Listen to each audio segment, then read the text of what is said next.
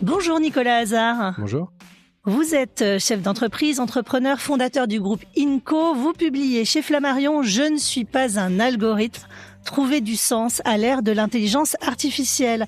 On a déjà enregistré un épisode où vous nous expliquez votre vision et vos usages de l'IA générative. Place à ce bonus passé à l'action. Est-ce que vous pouvez me donner votre top 3 pour utiliser l'IA sans se perdre ?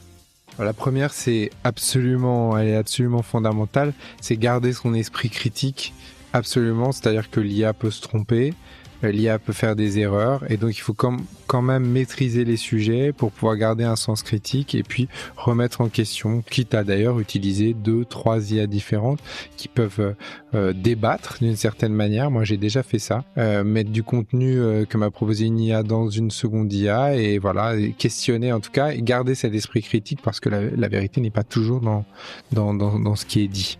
Ça, c'est la première chose.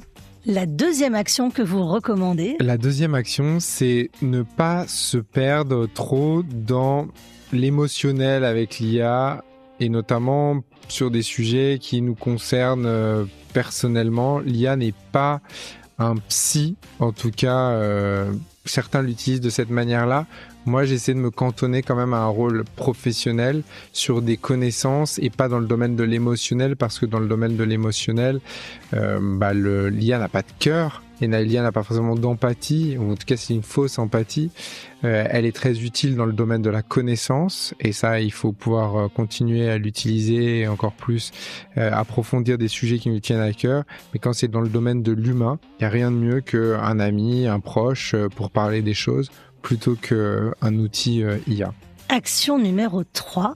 Et la troisième action, ce serait, et c'est ce que je développe dans mon livre « Je ne suis pas un algorithme », c'est se limiter dans le temps aussi, c'est-à-dire se mettre des limites de temps, parce qu'on peut très vite tomber dans des tunnels où on va parler indéfiniment, re-questionner, revenir, ressasser, revenir au même questionnement, etc. et puis tourner en rond finalement. Il faut se donner une certaine limite de temps. D'ailleurs, il y a des IA qui sont pas mal parce qu'elles limitent en termes de contenu ce qu'on peut proposer et donc on sait qu'on a potentiellement 15-20 questions dans son abonnement et donc ça c'est pas mal, ça permet de limiter parce que on se perd très vite dans les réseaux sociaux, dans l'IA, etc. et donc il faut pouvoir aussi utiliser son cerveau. Donc encore une fois, c'est une formidable extension de son cerveau dans le domaine de la connaissance, mais après derrière on a besoin de raisonner, de travailler son cerveau comme un muscle et donc à un moment il faut se limiter en termes de temps. C'est comme le sucre, l'IA finalement. Les réseaux sociaux, c'est la même chose. C'est-à-dire que c'est bien une cuillère ou deux, mais à partir de, si on en prend plus, ça devient une vraie addiction et ça peut poser des problèmes de santé. Et donc, c'est la même chose. Le sucre, c'est pas bon ou mauvais par essence. C'est comme l'IA, c'est pas bon ou mauvais, mais c'est l'utilisation qu'on va en faire. Puis, il faut savoir se contrôler et se raisonner. Voilà donc pour les 3 actions recommandées par Nicolas Hazard. Chers auditeurs et chères auditrices, j'espère qu'elles font écho en vous. Dites-moi en commentaire quelle action vous avez envie de tester tout de suite.